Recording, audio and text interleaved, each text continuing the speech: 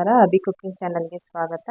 ನಾನಿವತ್ತು ಮೂಲಂಗಿ ಪಲ್ಯ ಮಾಡೋದು ಹೇಗೆ ಅಂತ ಹೇಳ್ಕೊಡ್ತಾ ಇದ್ದೀನಿ. ಬೇಕಾಗಿರುವಂಥ ಸಾಮಗ್ರಿಗಳು: ಮೂಲಂಗಿನ ಚೆನ್ನಾಗಿ ತೊಳೆದು ಕಟ್ ಮಾಡಿ ಇಟ್ಕೊಂಡಿದ್ದೀನಿ.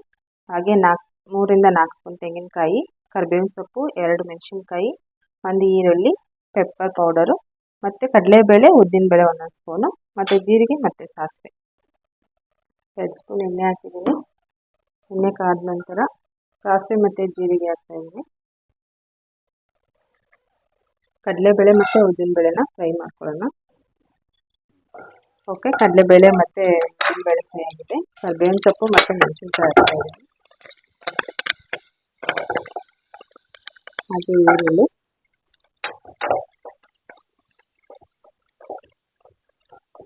ಈಗ ಕಟ್ ಮಾಡಿ ಇಟ್ಕೊಂಡು ಮೂಲಂಗಿ ಹಾಕ್ತಾಯಿದ್ದೀನಿ.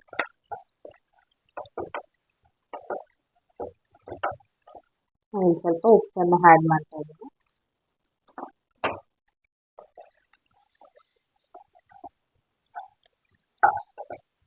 ಐದರಿಂದ 10 ನಿಮಿಷ ಇದನ್ನು ಚೆನ್ನಾಗಿ ಬೇಯಿಸ್ಕೊಳ್ಳೋಣ.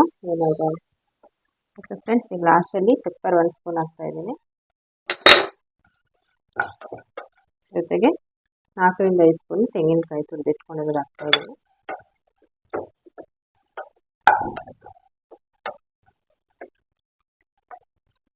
ಓಕೆ, ಈಗ ರೆಡಿ ಆಗಿದೆ. ಸರ್ವಿಂಗ್ ಬೌಲ್ಗೆ ಹಾಕೊಳ್ಳೋಣ.